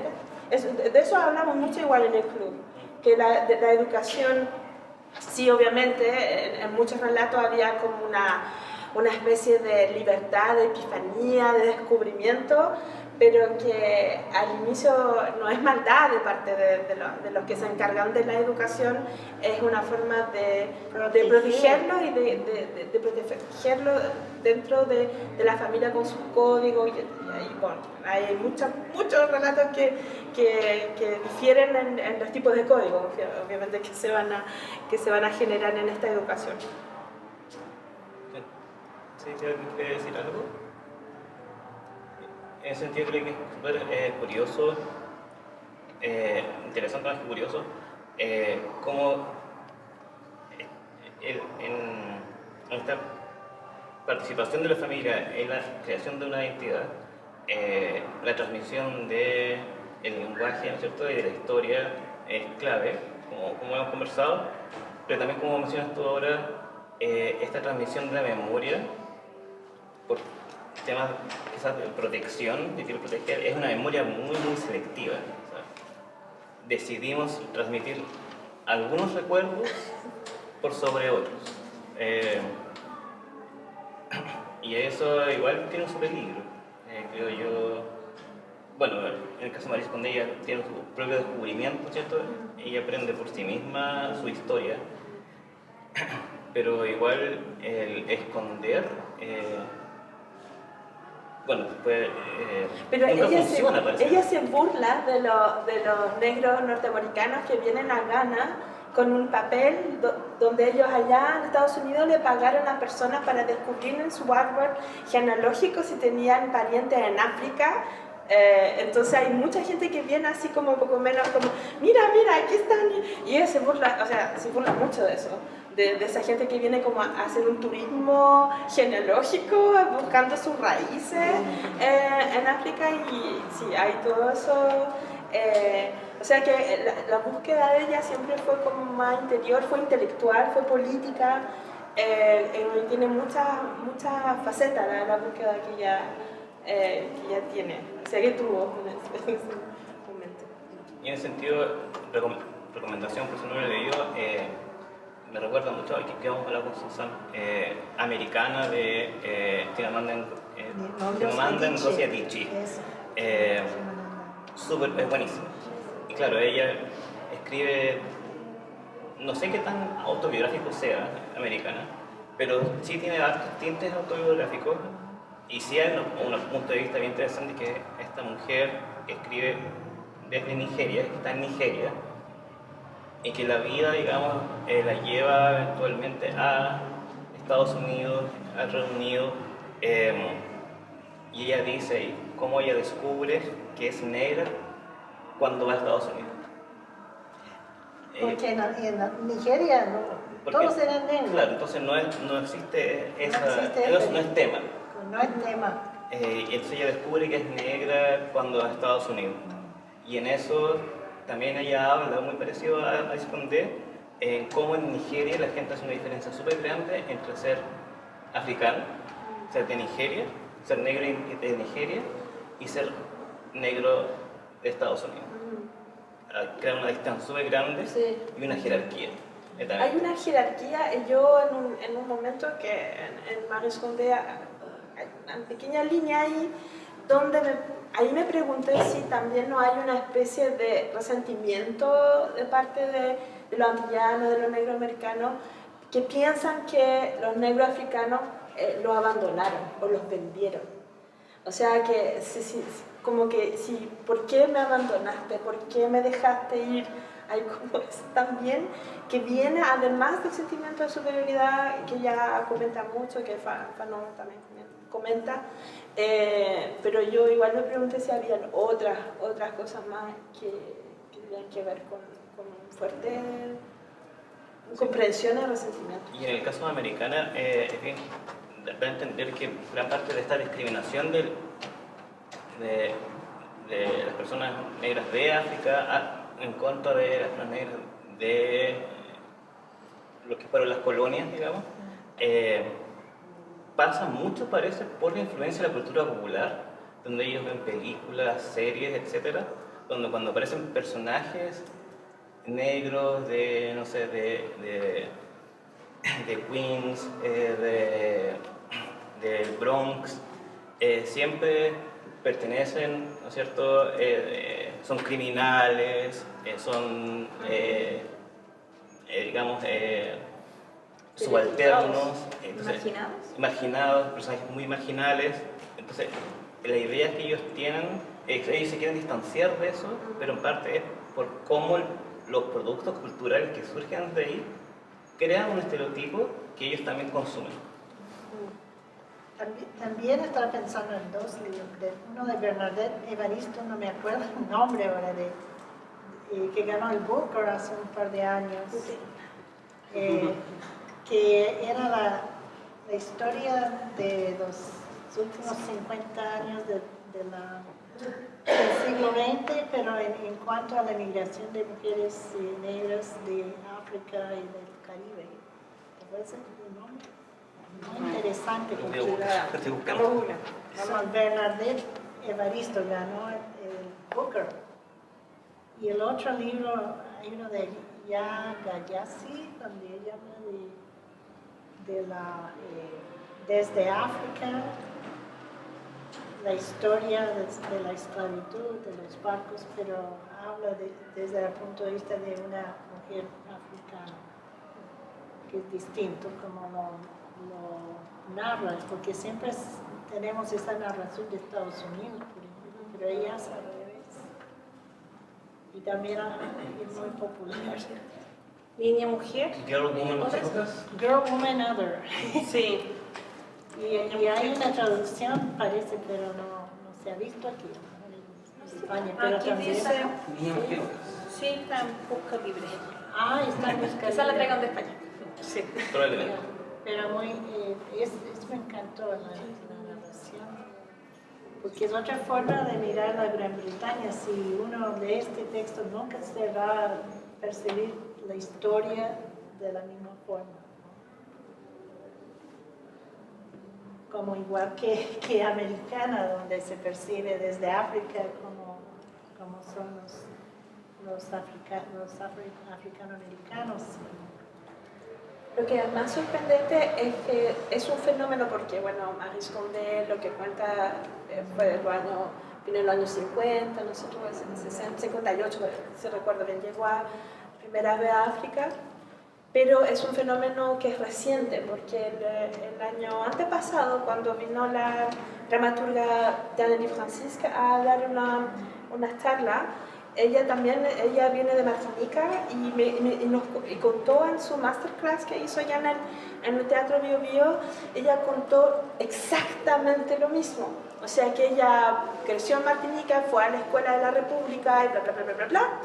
Y cuando por primera vez tuvo que salir de la isla e ir a Francia, ahora dice, yo fui a Francia, no a la metrópoli, a Francia. Y ahí fue, y ella contó, ahí me di cuenta que era negra. Ahí me di cuenta que era negra, o sea, llegando. Y eso pasó cuando ella llegó, yo creo que era a principios de los 90, una cosa así. Entonces, estamos hablando de algo que aún se reproduce, un fenómeno que aún se ve. Que sienten, en particular cuando vienen de Guadalupe, Martinica, o que vienen de La Réunion, por ejemplo, que van a la metrópoli, a Francia, y se dan cuenta efectivamente que son diferentes. Llegar a una situación importante que se expone uno a que el otro, crear la ocasión de que el otro te pueda fijar, como dicen. Sí. Te interrumpí. No, está bien, pero estaba pensando en el libro de Trevor Noah que leímos, Sí. Donde también habla de, bueno, él en Estados Unidos es negro, pero en África, en Sudáfrica, no era negro, porque tenía la piel no tan oscura como su familia. Y entonces lo trataban como En el barrio decían blanco, que eran blancos.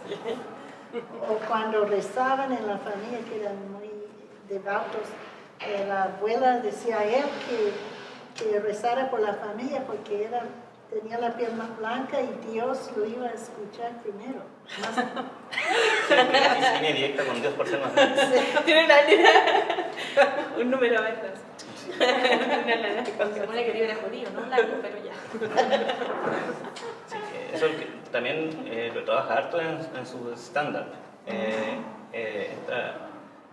Como él si tiene muchas expectativas cuando va a Estados Unidos, pues claro, en Sudáfrica no lo consideran negro, entonces, y su familia, él es el otro dentro de la familia.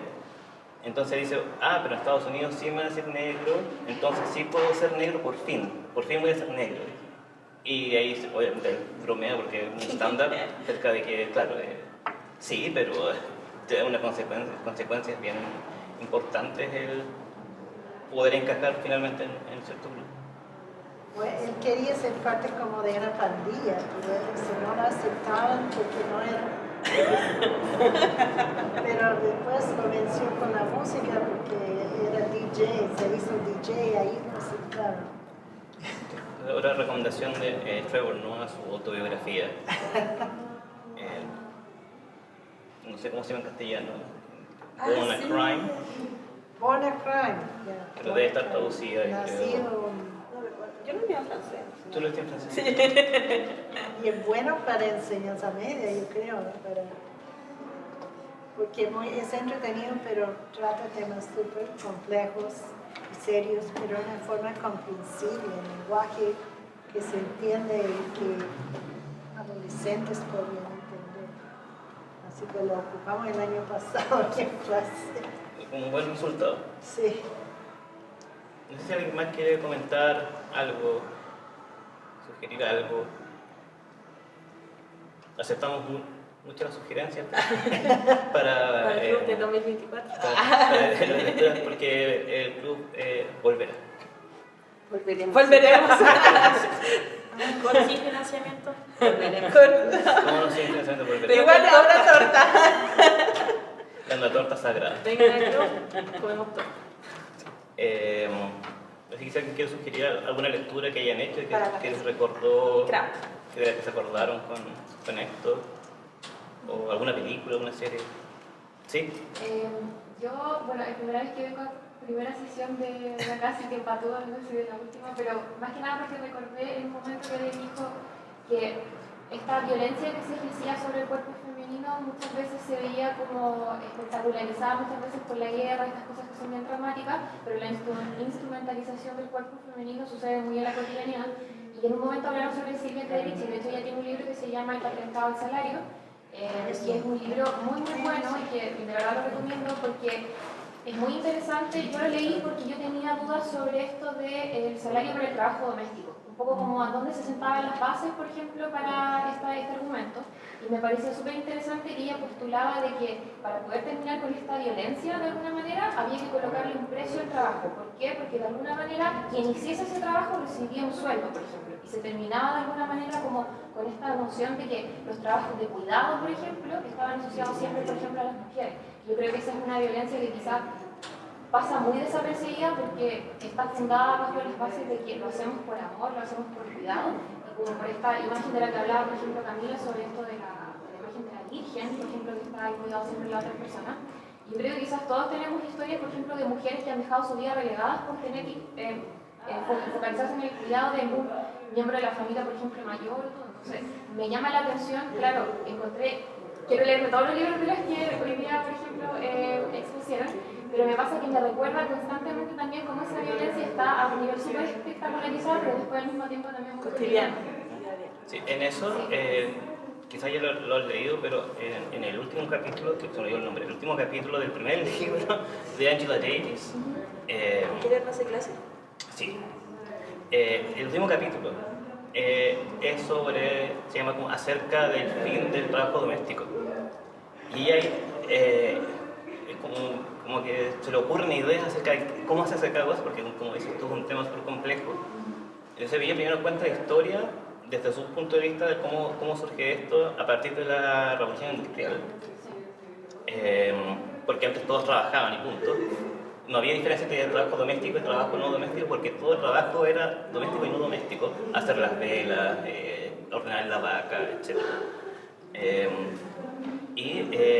Entonces ella, desde su postura de izquierda también, se empieza como a preguntar qué hacemos con esto, porque tiene como hartas contratesis y cita harto a otros autores acerca de ¿es la remuneración la solución o no? Entonces una de las ideas que se le ocurre es que tenemos que dejar de vivir de manera individual.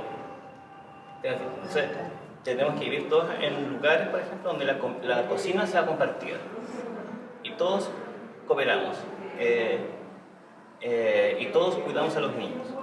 O sea, como que esa es una de las soluciones que ella se le va a poner con las posibilidades que ella baraja acerca de qué hacer acerca del trabajo doméstico. Bueno. Es que es como también una antítesis respecto al tema capitalista, porque ¿por qué le vamos a dar? O sea, yo misma voy a recibir dinero por cuidar o querer tener hijos, o sea, para mí tendría que haber una visión súper capitalista con respecto a eso, entonces también me produce contradicciones, encuentro un tema súper difícil y súper delicado. Y eso me recuerda a que fue viral durante la pandemia. ¿Cómo vivir sin nana? Este libro. Ahí había un tema, no me acuerdo si lo decía la introducción del libro, parece, que es horroroso. Y que relacionado con lo que decías tú, Carola, que una de las razones por las que esta autora llega a la conclusión de que ya no se puede vivir con nada, porque hay que lograr vivir sin nada, es porque ellas son ingratas, porque están sindicalizadas, por todas esas cosas. Y la cosa que a mí me marcó, y no se me olvida nunca, y me acompaña desde ese día, es que una de las quejas es: y hoy en día las nanas ya no te quieren a los niños. O sea, más encima, el rol de la nana es darle afecto, suplir afectivamente a los hijos. O sea, más encima se espera, o sea, en el contrato, que probablemente su nana nunca tuvo, como de las funciones de haber estado como amar a los como... Pero en este artículo o librito, ella dice que, bueno, en el sistema capitalista, ¿quién realmente permite la acumulación de riqueza o la plusvalía? Es el trabajo de la mujer que trabaja gratis y es un trabajo invisible, no reconocido, pero es mucho más importante que lo que hacen los trabajadores hombres en la fábrica. Somos las mujeres que hacemos el trabajo que permite que haya millonarios hoy en día. De hecho, hay una parte muy interesante del libro en la que, por ejemplo, habla sobre que la mujer prepara al obrero para que pueda ir a trabajar, es decir, dentro de esas cosas está el afecto, es decir, de que el obrero está en buen estado anímico, que no solo esté alimentado, vestido con la ropa limpia, sino que además se sienta con, digamos, el ímpetu, las ganas de ir a trabajar. Entonces, todos esos trabajos invisibilizados que en una sociedad ultracapitalista lo estarían haciendo, por ejemplo, servicios sociales, psicólogos, por ejemplo, un montón lo están cumpliendo gratis las mujeres. Hay una parte ahí que es del capital que es totalmente invisibilizado. Y creo que mientras esté latente el sistema capitalista que tenemos, van a seguir habiendo mujeres sin remuneración o sin reconocimiento. No te digo que la paga sea esa la solución, pero van a haber mujeres cumpliendo ese rol sin, por ejemplo, obtener una retribución por ello acá. Claro, porque de la mano iría la violencia económica. Sí. Porque alguien que está dueña de casa es muy probable que no tenga la libertad económica para hacer nada. Tiene que pedir favores, digamos. Respecto a lo del trabajo doméstico remunerado, así como de nanas, me gustaría recomendar el libro Limpia, de Alia Trebucho Serán, que fue mi libro favorito en 2023, y habla de una nana puertas adentro, y es brutalmente bueno. Muy, muy terrible. Por favor, lean. Sí, quería solamente decir que hay unas feministas italianas, que está Federici, Fortunati, no me acuerdo mucho, y una alemana que crecieron en familias obreras marxistas en las fábricas de Italia o de Alemania, y han hecho un análisis brutal de Marx, pero sacan lo que les sirve para construir una especie de teoría feminista pensando en conceptos salvables, rescatables de Marx. Entonces, y eso sería bueno leer, pero no se está leyendo. Perdón. Yo me voy a hacer una autosugerencia de lectura. No, porque el otro día estuve escuchando un podcast sobre la vida de Gisèle Halimi. Gisèle Halimi fue una abogada que, primero abogada anticolonialista porque ella defendió muchos combatientes del Frente de Liberación Nacional en Argelia durante la guerra. Luego ella defendió a una mujer que fue violada por los soldados franceses, también en el contexto de la guerra de Argelia. Después ella defendió a una hija y a su mamá, la hija había abortado.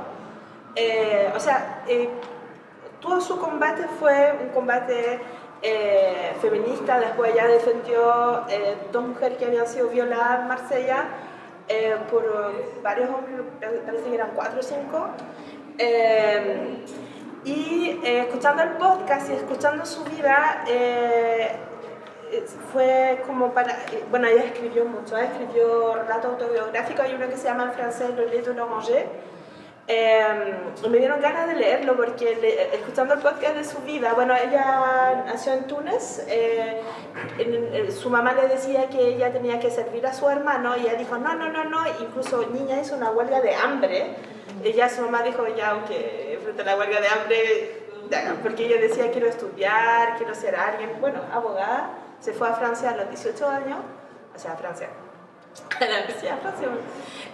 Se fue a Francia a los 18 años, estudió Derecho y se forjó una carrera, o sea, ella es una diosa dentro de la defensa de los derechos, bueno, primero anticoloniales y después feministas.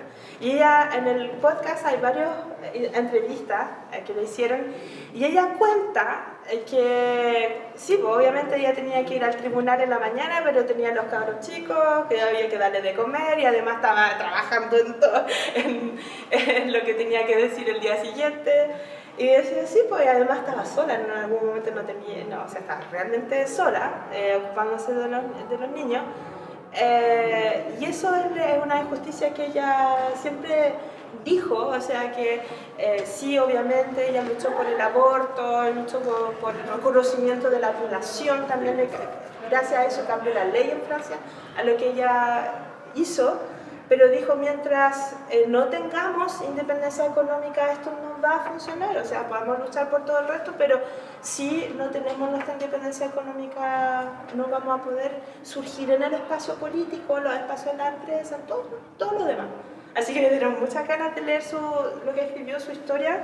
Y de verdad, bueno, el podcast que escuché estaba en francés sobre Gisèle Halimi. Muy bien. Muchas gracias por acompañarnos.